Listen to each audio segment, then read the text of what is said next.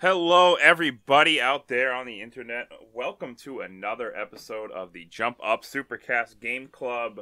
It is me, it is your host, Brandon, and I am here today with other Game Club members, such as Saf. Sup? Oh, that was weird. I didn't meant to say that. Noah? I'm not going to be as weird as Saf. It doesn't take much. And Will. Sup? That should just be our universal intro now. Sup? I'm not even going to start with hello. I'm just going to start every podcast with sup? But we played video games again for another 2 weeks of us playing video games. Again, that's what we do here. Did you know? Shit. Did you know that the Jump Up Supercast, we play video games here at the Game Club, and then we talk about them? Shit, what do we call this podcast? We call it Jump Up Supercast Game Club. I've already mentioned that. Pay attention. But this week we played a little game played by the Sup Master himself, Saf. Saf, you picked this game. You picked this game for us to play. What game did you pick? Tell me. Tell the audience. Tell the internet. Yeast 1. Yeast. Oh, we didn't play Sup? No. That wasn't out yet. That was close to it. Yes. Yeah. And that it's a short name. Yeah. Yes. True. So yeast. Wise. Wise. Is that what it's called? No, it's East. It's East. Because it's like, I was saying this wrong the entire fucking time. And no one bothered correcting me. No, they got that wrong on the original box art from the Master System. The original North American box art, it was Y''S, so it just looks like it was called Wise. Shit. At first glance, that's what you would think. It's a very weird name. Mm-hmm. Named after all the books in the game. But anyway, it's an old game. It was released all the way back in 1987 originally in Japan. And it's come out on multiple different iterations of this game. Mm-hmm. It's come out on a lot of different things, a lot of different obscure like PCs back in the day in the late 80s. But also the Famicom in Japan, and we got it over here on the Sega Master System in Europe and North America. It's been re-released multiple times and gone through a lot of different graphical upgrades over the years. You can even play it nowadays for like $5 on your mobile phones, iOS and Android. So, just a heads up, I think there was two slightly different versions as well. There was an Eternal version of Yeast, and then there was the latest one, the remade versions, where there's some slight changes here and there in regards to the gameplay. I mean, the game's largely remained the same, even through all of it. It's basically just graphical upgrades, maybe a little tweaks to gameplay here and there. Yeah. But it's presentation is primarily where you see differences. Yeah. The music's still the same, but they've definitely upgraded it in quality. So and a lot of rock. We played the recent version. I played it on Steam. I think that's what we've all played it on. Yeah. Mm-hmm. Yeast 1+2 Chronicles is, I think, the full title. Yes. On Steam. Mm-hmm. The full title for the original Yeast game is Yeast 1 Ancient Yeast Vanished. That is also Yeast the Vanished Omens, or it's called a lot of different things. The subtitles are very weird. It was sort of a time where there was not cohesiveness with translations. There was not here's the one thing we're calling it. It's like, well, one guy thought it would sound better doing it another way. Yeah. So it's an RPG, if we haven't mentioned. Yeah. Yep. Mm-hmm. Action RPG. An action RPG. Yeah, it doesn't have turn-based battles like a lot of games back then did, and even sometimes now. Oh no. No, it had the bump battle system. As it's referred to. You bumping, baby. Everybody's bumping. You just bump into people. You bump into enemies. That's how you fight. You really just bump into people to talk to them, too, when you're in a town. Yeah. You don't walk a lot up of and hit a bumping. button. You say, hello, would you like to bump? And then they say, yes, here's my situation. Yep. You bump everybody you meet, including bad guys, including enemies. And one of the cool things about it, it was very simple, and I think that's what they were going for. Oh, for sure. Time, with like a lot of complexities in some RPGs, might have been a turnoff. Maybe they were aiming for like more of a casual market, like kind of get people into RPGs. That's so yeah. Cause like even like anything you interact with, you just bump. There's only like one A button and one back button, and it's just for menu shit, and that's about it. No, there's a button there's to use items. items. Yeah, there's a button to use items. But yeah, it's simple. It's you're not fully just bumping. There's like the offset system or whatever I forget the exact verbiage, but essentially, if you come at an enemy at an angle, if you are not hitting them directly head on, you will get hits on them and they won't get hits on you back. Yeah. So you can do that, or you can do back attacks where you do more damage, but they can counter more easily. And so there's more than just bumping into enemies. You know, like if you, especially early on, if you are just walking head on into enemies, you will die pretty fast. Yeah. For sure. So there's more going on there than just like brain dead grinding, at least at the start. Towards the end of the game, when you become really powerful, you can just sort of wreck. Yes. It's also weird about how this is set up as well, because you don't progress in terms of levels as your conventional RPG would. Like, as soon as you get a level up, you could almost one-shot every enemy in that entire field.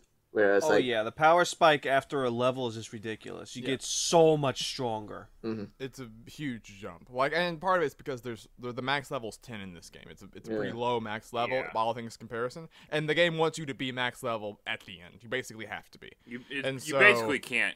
I don't know how you could even get to the end without being on max level. I don't know, because like these bosses, like even if you don't drop it, they drop like fucking 10,000, 5,000 experience upon a win or some shit. It's insane. And not including side quests, which we'll get to. Yeah, but you also max out your level like the second dungeon. Like overall there's only like 3 dungeons in the game. Sure. There's 4.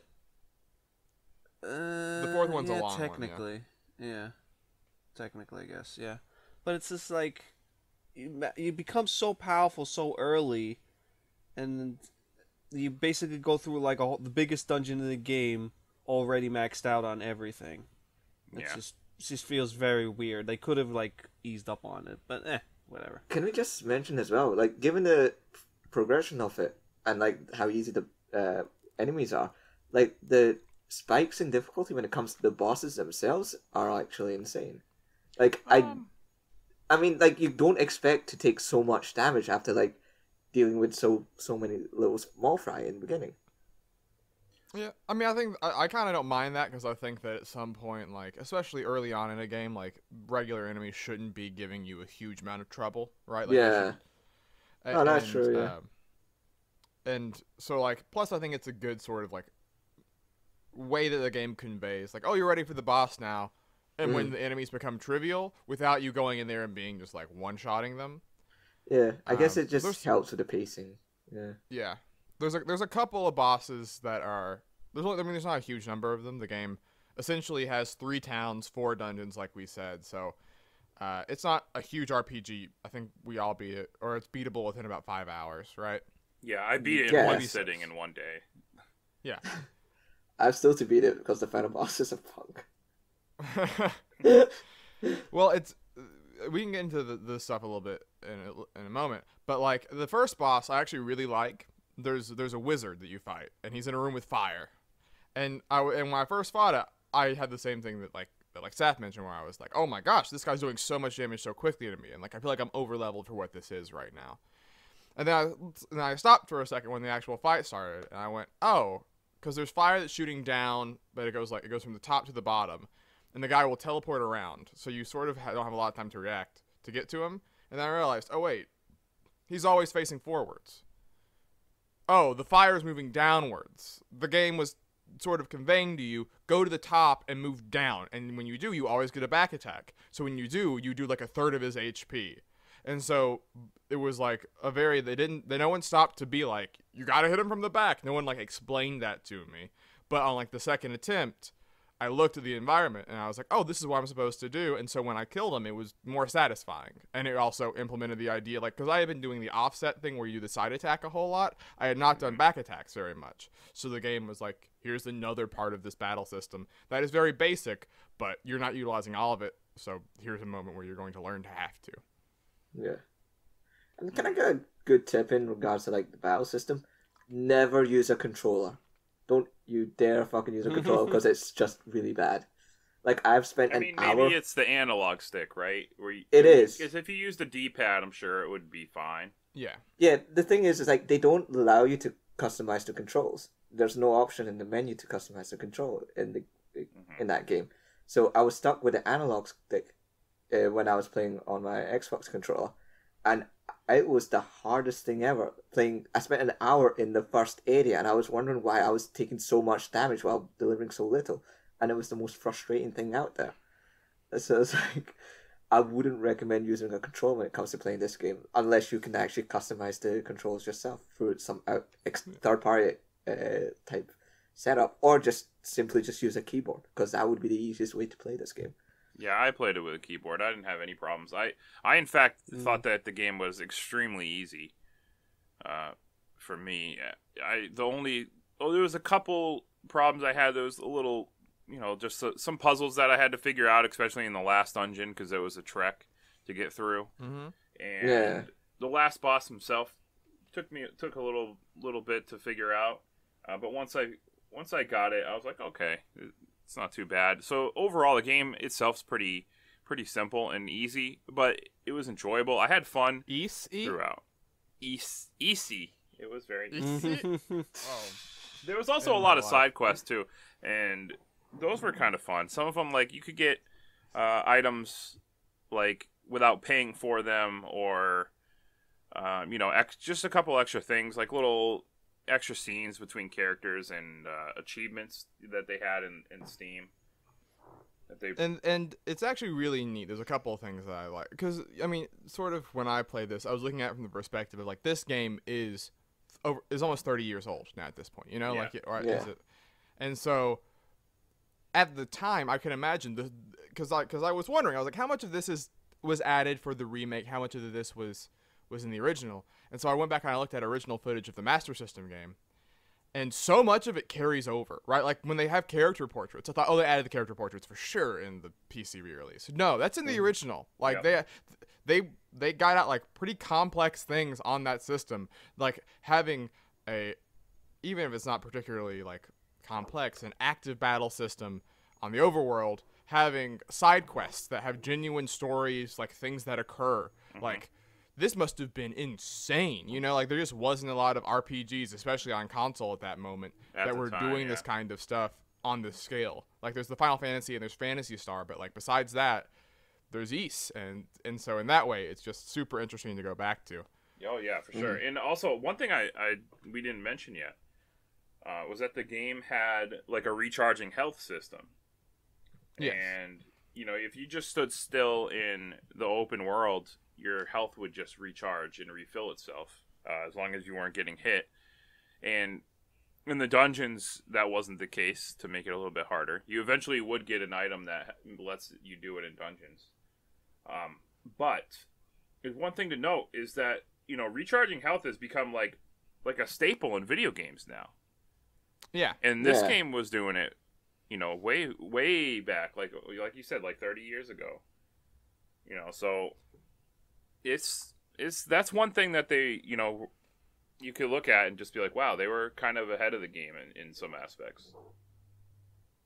I didn't realize that there was the auto regen for like a very long time. So I was making the journey back to like the doctor to like get healed every time. So I wasted a lot of time doing that. I never once ever in the entire playthrough of that game had to use the doctor or the hotels. Yeah, me neither. Or anything, or even one potion. I didn't use one single potion. Yeah, as soon as you got that heal ring, you're like, okay, I'm set. Oh yeah, I was bodying everything. I was just walking through it. It was like a cakewalk, man. Yeah, because I mean, also I guess we should mention that like we mentioned like the spikes in power. One of the ways that you get sudden spikes is through equipment. Like there is equipment in this game There's a sword, shield, armor, and then a ring. And like the ring is sort of like the accessory that has a unique effect on it. So you all use the healing ring then? Yeah, Of course. yeah, the timer ring. Why would you use anything else? Yeah. I mean, you were maybe already... the defense ring if you want to. If you're feeling that but bit you're already squishy, so OP, right? And even with the defense ring, what's the point when you could just refill your health? Yeah. So I used the defense ring for probably longer than I should have. Because I was just like, I sort of was like, what could be better than half a defense? Than taking half damage. And then I was like, probably just being able to heal up to full HP. That would be nice. Those rings were quite powerful. Like each and every one of them had their unique effect, but they were really, really good effects. Like the timer ring was amazing, especially like if you have really fast enemies, you can just slow them the fuck down and just. That didn't slow them down, Zaf. The mirror slowed them down. No, that freezes. No, the timer ring actually slows slows you you get down. in the mine. Yeah. It makes all enemies run at half speed, which is another cool effect. And then you have the mirror, which is another thing where you just temporarily freeze them for a little bit. Oh yeah, freeze. Yeah, that's what it was. Yeah. Yeah. So, actually, speaking of the mirror, there's actually some fun little things. Like, you can get them as achievements on Steam. Like, I've been checking them out, seeing what the type of achievements are. You can get little interesting story ideas and, like, story things through those achievements. And I found it like a very, very clever implementation of that achievement system. Yeah. Like, if you use a freeze on an enemy or in town, like an NPC will go like, wait, did time stop? And you get an achievement for that sort of thing. That's like, really cool. Yeah. And if you level up Fina, which is like a character you have to escort, you can get achievement for that as well, which is kind of cool. Yeah. And the characters will mention, she's like, I got stronger, because you can because she's a person who's been kidnapped. You help walk her back to a village to get her healed up. Yeah. And along the way, if you freeze time, like she doesn't do a lot of damage, so basically you have to like knock an enemy down to 1 HP and then have her just walk into them as they're already frozen. But if you do it enough, she will level up, and you can also take her to certain areas where you will get cutscenes you don't get otherwise, right? Yeah. Only when you have her with you. And so it's cool. Like, it's cool that they, especially because I looked and that stuff's in the original, and so it's fun that they. Yeah, you could learn her measurements if you shoved her in a corner and she got super. That's so fucking weird. That does happen. That is so fucking weird.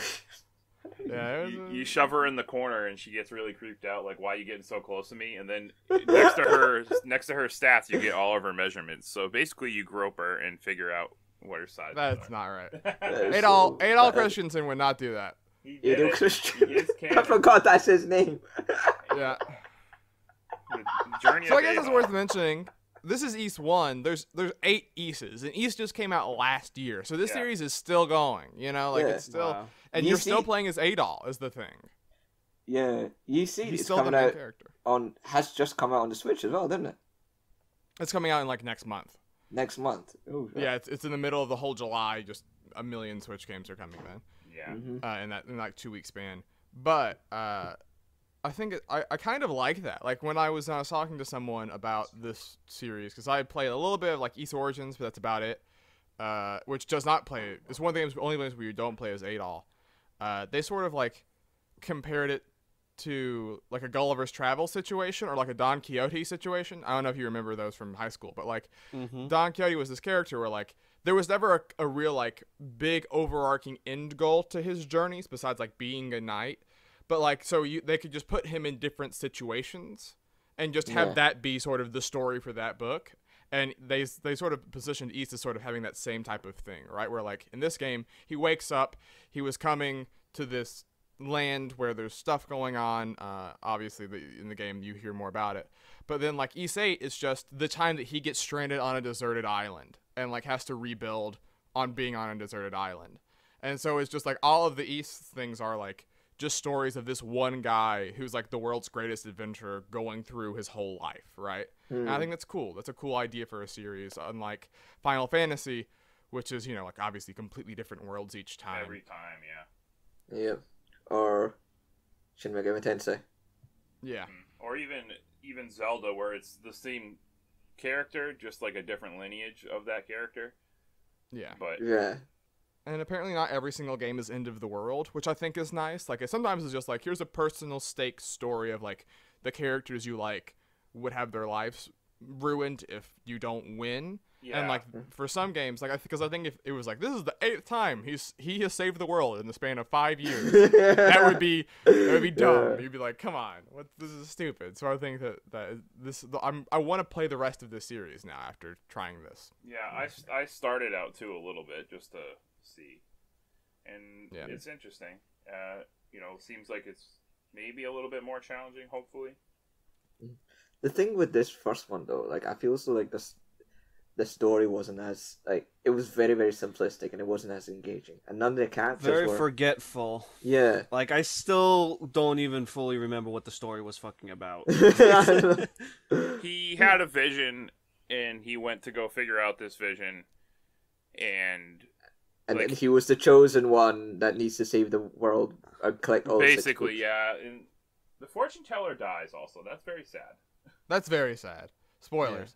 Yeah. Well, that's fine. I mean, it's this game's 30 years old. They can handle spoilers. Correct.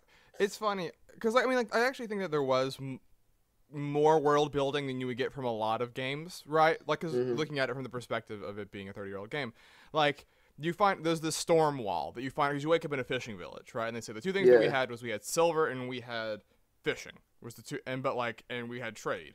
We can't trade anymore because of the fact that there's this giant just set of storms that has made itself in the ocean near where we are and just won't leave, right? Like it's just stayed there forever. So everyone that tries to leave, everyone that tries to come in just dies. And so you find out that was the bad guy trying to isolate the island. So basically Adol couldn't make it there, and so, but like you see how it's affecting the village because there's less money, there's more thieves, there's more stuff. So you meet a character who's like running a militia to like defend stuff. It doesn't incorporate in a huge way because I think at the time it was just like, how do we show a militia battle on the master system? But like stuff like that was, I think, neat and interesting, right? Like all 3 members of the militia. Yeah. So like. And like you talk to like there's the 3 towns, there's the 3 villages. One's the fishing village, one's a mountain town, and one's like a more structured, like there's big castle walls surrounding the village. And like you talk to people in the other 2 villages, and they're like, we're getting attacked constantly. I don't want to leave my hometown, but like that place is safe. That place is the place where people go to not be attacked. And so like when spoilers, the fortune teller dies in that town, it's like a big deal because they've established this is like the one safe place on this island. So there's neat stuff, but like you said, sort of the presentation is so simplistic because video game storytelling was essentially non-existent at that point. Like it was Mario needs to save the princess. It's sort of like that. And the characters themselves were none of them were interesting. The only interesting character was Pim, the shopkeeper, and all he was just a like Weasley's shopkeeper. He was he was a kind of a scumbag. The typical scumbag shopkeeper. Yeah, even when like we said that the fortune teller died, I went to him afterwards, and like almost everyone in the town was talking about it, and he like has some like terrible comment about it, just like, well, in that line, you can piss off the wrong people, and you never know what's gonna happen. So maybe she had it coming. I'm like, dude, you're an asshole. Yeah. Dude, did you not find out? Do you remember when you were first introduced to Pim? Like from one of the town villages. Yeah, he stole somebody's ring, some guy's engagement ring.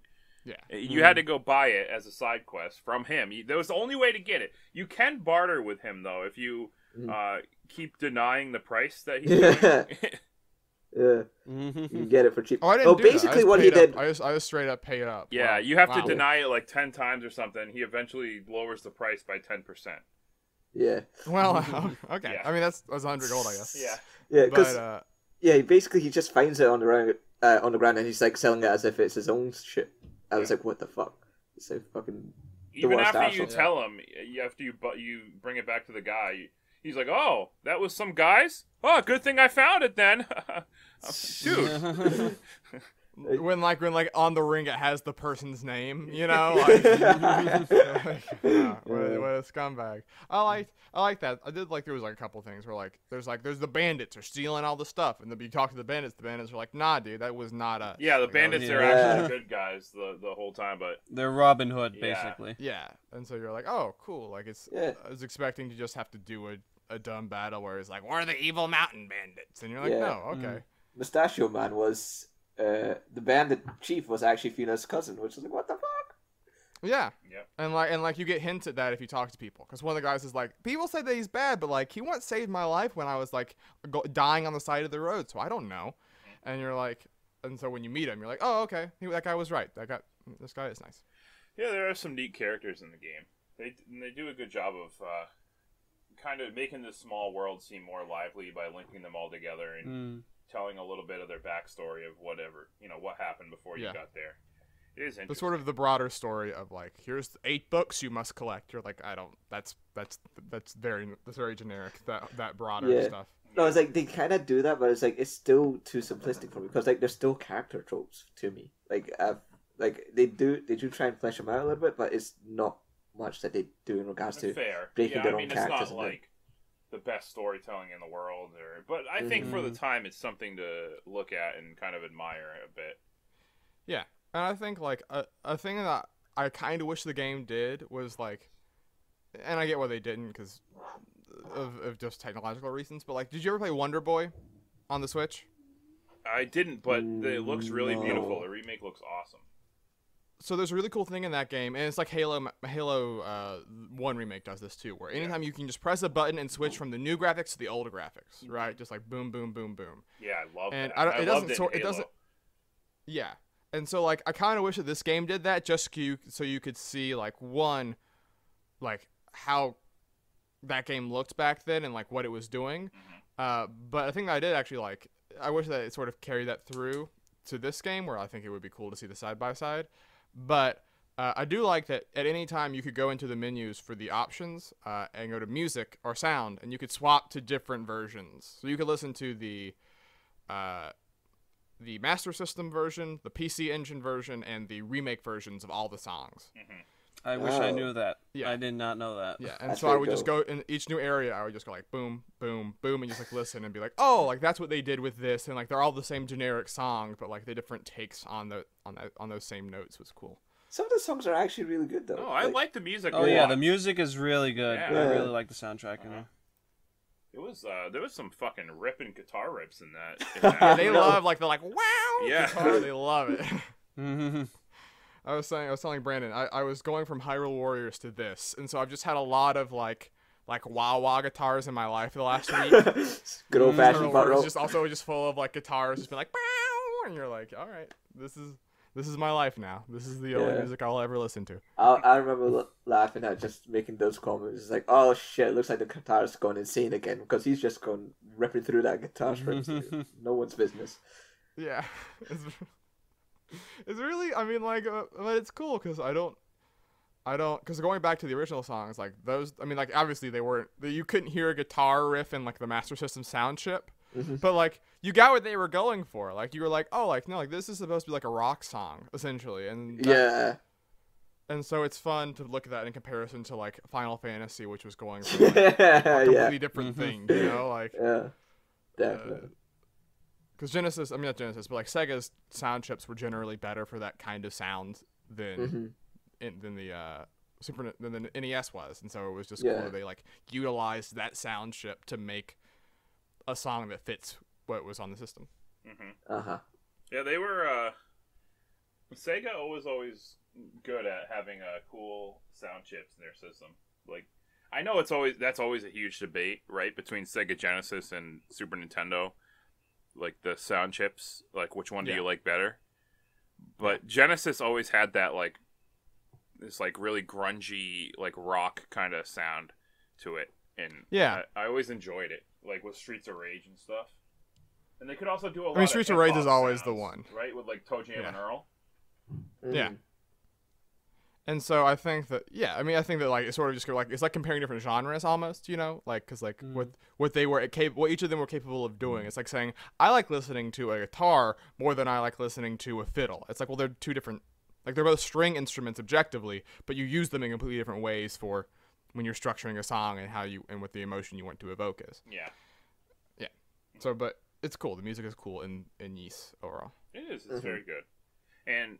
You know, I think we touched upon it a little bit, but like graphically wise, it was fine for the time. Looking back at like when I rewatched, we didn't play this, but I watched footage of the Master System version, and nothing wrong with the graphics. It looked nice. I think it looked pretty damn good for the time. And with this remake, honestly, it looks like it was made in RPG Maker. It very much does. Really I does. made that comment many times. Yeah. It looks straight out of RPG Maker. Yeah. Like if I saw that, just the gameplay, and I didn't know what it was, I'd be like, oh, somebody playing an RPG Maker game. But I mean, it's funny because the PC Engine version looks completely different. Yes. As well, and we were looking at the final boss of that game. And, they added in cutscenes for that version that didn't make it into this version. Yeah, with voice acting. There's voice acting in that game. It's really weird. And it's funny because, the game's actually easier because the boss tells you with the voice acting, he's like, if you don't have the silver armor, you'll have no chance of beating me. Yeah. And you're like, oh, okay. Thanks, guy. I mean, it took me a while, too. I was losing to him over and over again until I was like, oh, wait a minute, maybe I have to use the silver armor because that's the demon slaying armor. Maybe that's why he stole it from me as soon as I entered this dungeon because he didn't want me to have it. Okay, now I have to switch back to the weaker armor, and that worked, and I was able to beat him with it. Yeah, that was one weird thing I didn't like about this game. It was you get the first of all, you get the silver shield in the first fucking dungeon, so you automatically have the best shield in the game, in the beginning of the game. Yeah. Which kind of makes all the other shields that are in the shop or you find just pointless. Completely pointless. Yeah. And then you find the silver armor in the second dungeon, which is okay. The silver sword, you have to go through a whole side quest to get it, so that's fair. That's fair game. But when you go to the final dungeon, literally a floor just before the final boss, 2 doors away, you find the flame sword, which is supposedly the strongest sword in the game, but it's completely ineffective. Well, not completely, but it does barely any damage to the final boss, and you only come across maybe 1 or 2 enemies since you get the sword on the way to the boss. Yeah. So what is the point of the fucking flame sword in the game? I think it's supposed to be a cleanup thing, essentially it's if you're at the final boss, you've beat the game essentially except for this. If you want to go do any side quests you haven't done yet, if you're not max level yet somehow, I think the game is sort of being here's the weapon to use, where you'll just one-shot everything out in the world. But it is weird that it almost feels like you should have swapped the values of the silver sword and the flame sword, make the silver sword the strongest weapon, put it at the very end, then put the flame sword. No, they could have put the flame sword at the beginning of the dungeon. That would have been fine. Yeah. Yeah. They could still keep it so the silver sword is the most powerful weapon. It's the only one effective against the last boss. But why put the flame sword at the very end of the game instead of just in the beginning of the first? Because the last dungeon is pretty fucking long dungeon. So if they put it at the beginning of the dungeon, that would have been completely fine. Yeah, no, I can because you already had the silver sword for the last dungeon technically.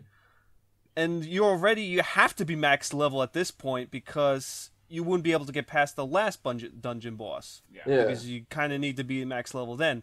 And, it's so easy to get max level in this game so early on. So it's Yeah, no, I see what you mean. If it was at the beginning, there's quite a few tougher enemies than you normally face. So, that flame sword would be fine. Yeah, also you lose the silver sword. Yeah, as well. The trap. So it's that would have been the perfect moment to get the flame sword. For sure. Anyway. Yeah, for sure. Really quick though, I do want to mention because you mentioned getting the silver sword from the side quest because you get it from this girl who's lost her harmonica, and that's the whole thing, and then you go from there. Yeah. Because with these, going back to old RPGs especially, it's a thing that I really like to do, and sometimes it's just I almost feel like the weird you because the graphics weren't there because of the fact that you can't zoom in on their face, you can't do a lot of cinematography.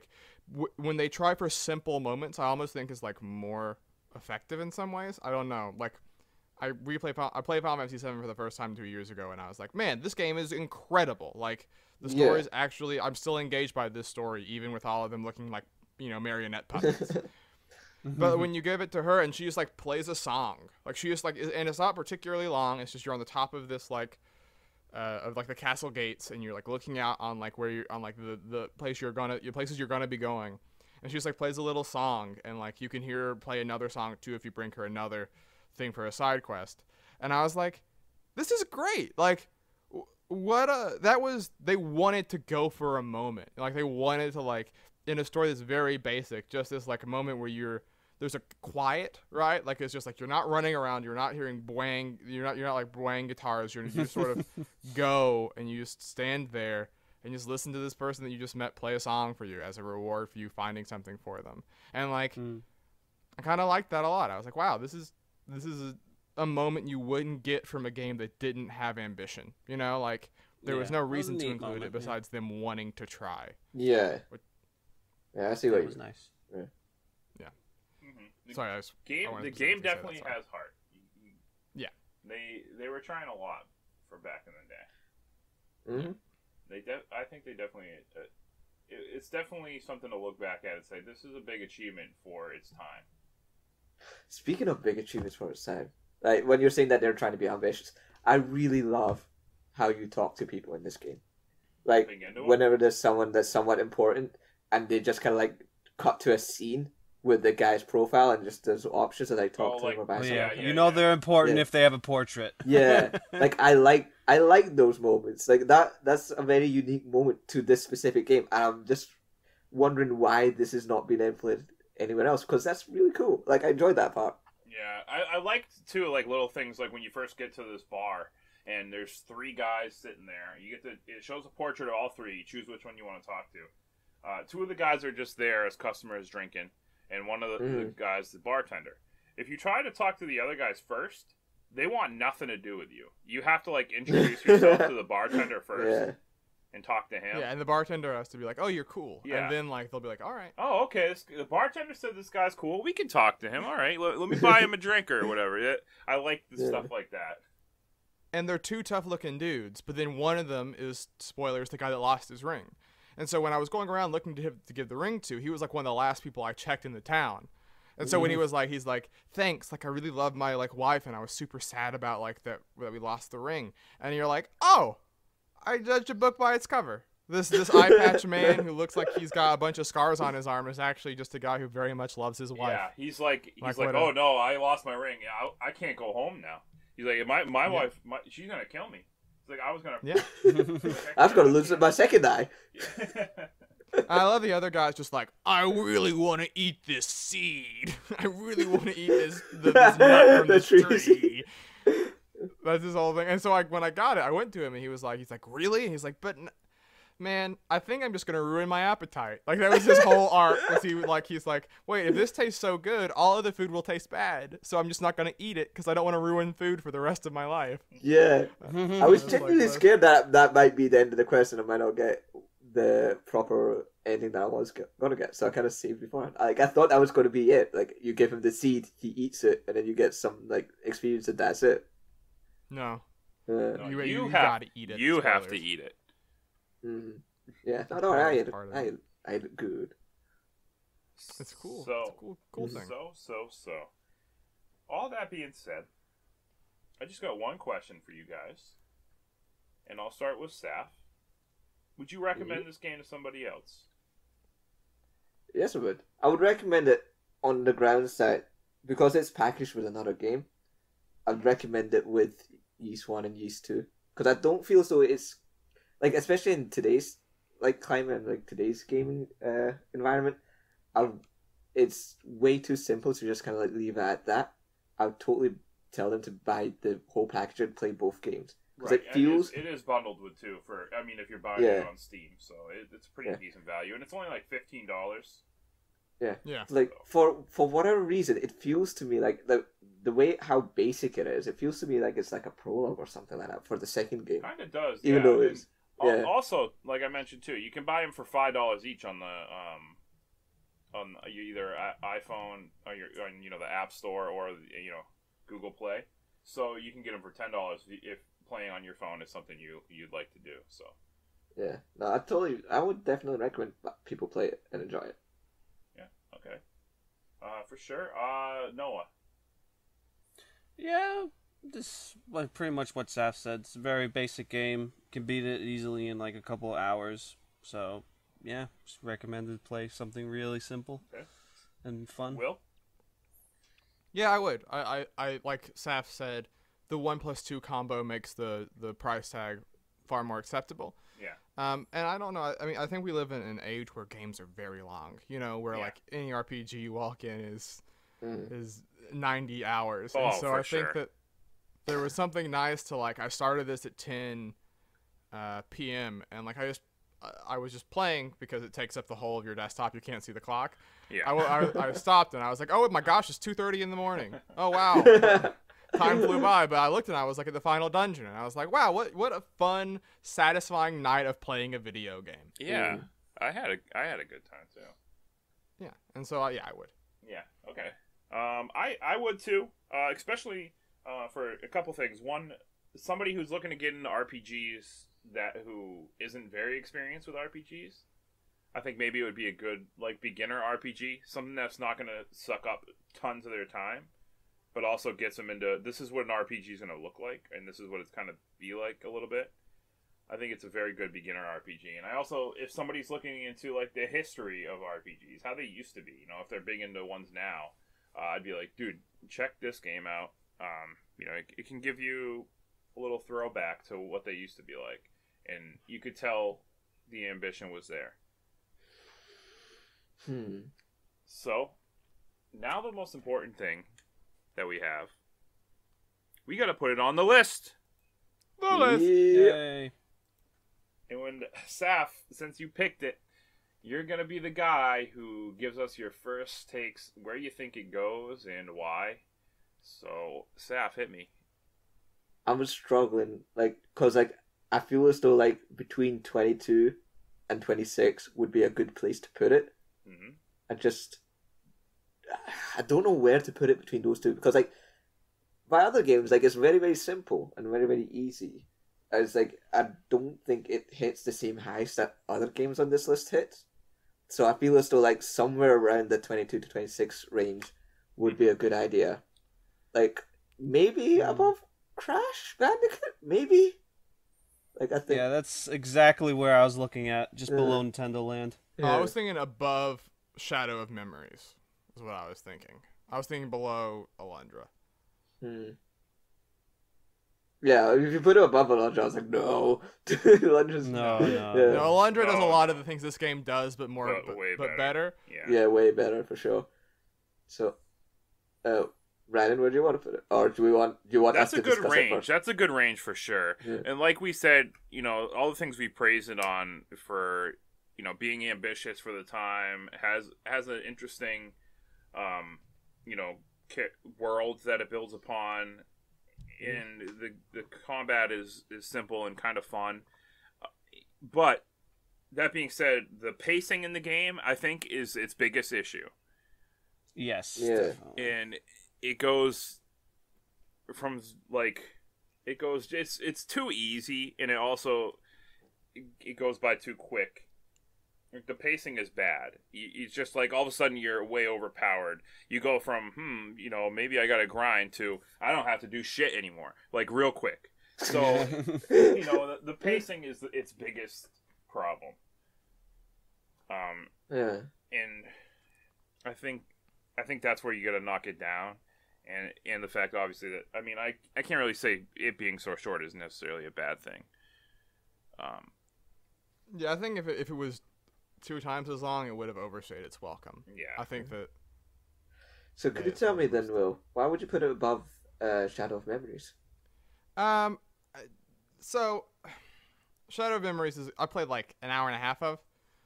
So I mean, I didn't do as much as obviously Brandon and Noah did. So you barely scratched the surface on it. Yeah. Sure. Well, I mean, but like I watched, and like I had seen a full playthrough of it like years ago, sort of, and was obviously been paying attention to it then. But Shadow of Memories also has a pacing problem that is like just the whole sort of that game has this weird arc to it where you're sort of only half aware of what's going on for a lot of it, and there's weird stuff going on. But I would say that the thing that makes specifically this one interesting is that because, I mean, obviously you don't want to say, looking at it from, you don't want to just give it a pass because it's old, because, you know, there are other old games on this list. But what I would say is that I think that there's a joy to a simplistic to what is sort of a simple game design, right? And like finding the places to express yourself in the game that you're making through what is a pretty simple core design. Like I think that I kind of love the game can be played primarily with the D-pad. You know, like I think that there's something that's really neat about that in an era where there's just so many games that have such complex control schemes.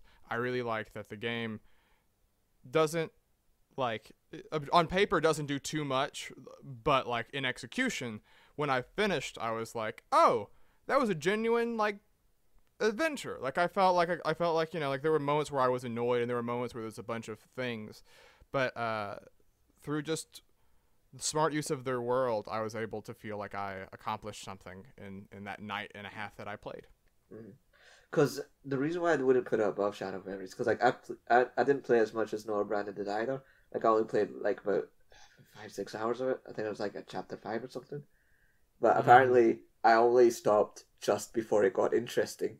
Oh yeah, so, you stopped right at the chapter. Yeah, because like I was just thinking, it's like, well, maybe I don't know enough about the game to put it above that Shadow of Memories.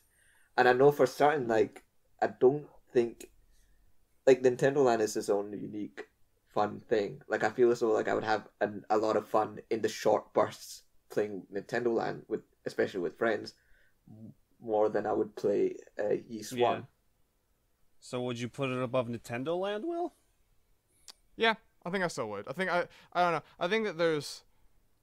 Nintendo Land is fun, it is unique, but Nintendo Land also has probably half the game is stuff I wouldn't return to, right? Like, Nintendo Land is a game of 12 games where I think that 4 or 5 are really good. Yeah, you know? but... Yeah, but you would go back to play Nintendo exactly, Land. That's There's no the reason thing. for you to go back to Ys. That's the thing with Nintendo Land. But I want to continue to play Ys is the thing, right? Like, I mean, I wouldn't go back and play Ys 1 because I have Ys 2 and Ys 3 and Ys 4. But I think the fact that this game that was very sort of simple had enough going on to make me want to look at the rest of this series. And that's not a small order. There's a lot of these games. Sure, but the thing is, we're not ranking rating this the whole game. series. Yeah. Well, no, but what I'm saying is that the game clearly had something that was engaging. Okay. If I want to continue, right? Because you're saying I wouldn't want to go back to Ys 1, but I would want to go back to Nintendo Land. It's like, yeah, I wouldn't want to replay most RPGs I played. That's an apples to oranges thing. Yeah. But finishing the game, I was like, I would like more of this type of game, and there's more in the series. So I think that in that way it is. I do get what you're saying with that, how it's, you know, oh, now I want to play more of the series. But I think Nintendo Land, for us, we've played all the games in Nintendo Land. But I think Nintendo Land could maybe do the same thing, where it might get some people to say, "Oh, I like this Metroid game." Even though it's probably one of the worst ones, maybe a bad example, but you know, maybe they're into the aesthetic of it, and I want to go. You know, Nintendo Land could do that to multiple game series and not just one. Where I want to go. It can plug in and advertise other franchises easily. Yeah, but I mean, like, I would say that, like, a lot of I don't know, like, outside of, really, I think Captain Falcon and Metroid, and those are two where, like, I think that Nintendo Land's probably better because it doesn't try to translate those games' experiences. Like, in the Mario game, you can't jump, you know, like. In the Zelda one, you have no control outside of just like aiming with a gyroscope or swinging with a sword. Like those games aren't necessarily one-to-one translations of the games of their games that they're taking from. But I think that Ys is laying down like a sort of nice foundation that I think I can appreciate. Just like I could put it below Nintendo Land, but I just want to give credit to the things that I think Ys does well. It does do things well. Yeah, it does do, yeah. But it does... Where you want to put it, Brandon? I think... See, I'm torn between below Nintendo Land or below Crash Bandicoot. But I'm leaning towards above Crash Bandicoot. How come? Because Crash Bandicoot 1 is, to me, it laid a very good foundation for what was to come, but was more difficult than it needed to be in a lot of areas, and the controls weren't as tight as they got. Yeah. Crash is a game that overextends itself. Yeah. It does more than what it's capable of doing, and so you will have just parts of the game like if East sort of is too small and too truncated, Crash is too big. Crash is the thing where they will put in levels that are barely sort of functional, right? Like the classic one is that bridge level. God. But just like sometimes they will have stuff in that game where you're like, man, you were clearly going for something here, but the act of playing it is not fun. No. And I never had the moment in East where I was like, man, you really put in a thing here that's just truly bad, except for maybe 1 or 2 moments with a boss before I figured it out. Yeah, no, that's reasonable, yeah. I just think I can't get over how laughably bad the pacing was. How like an hour into the game I was like, "Oh, I can just run around and I have no problem through any enemies in this game. Just one hit KO every single thing I run through."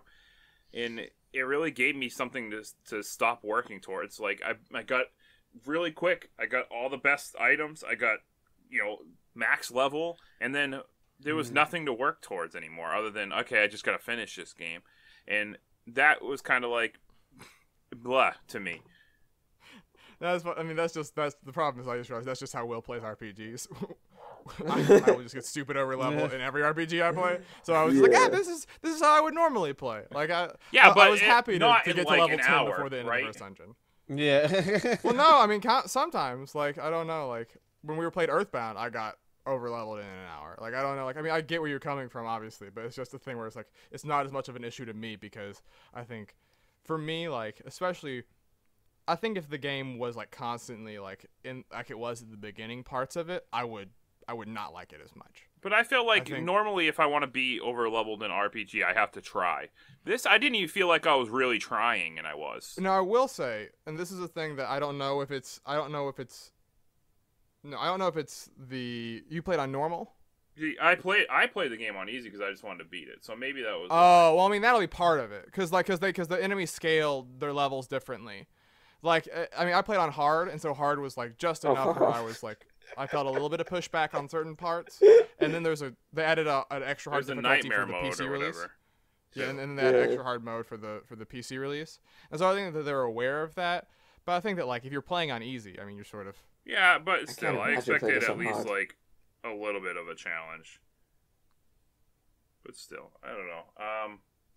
I still think Nintendo Land I'd rather go back to at any given point. To play. I can't see myself really going back to East at this point.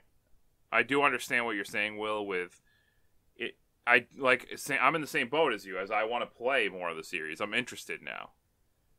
But for the game itself, if I'm just saying the game itself, I got to put the game itself below Nintendo Land, personally, for me. Mm. Yeah, I'll settle for that. I mean, actually, that's where I wanted to put it, so. Yeah. I mean, I'm fine with that. Like, it's a reasonable thing to feel. Mm-hmm. Yeah, I'm gonna stick with the other two. Like, I understand where Will's coming from. Like, I get what he's trying to say in regards to this. Like, going back to Nintendo Land is a completely different type of...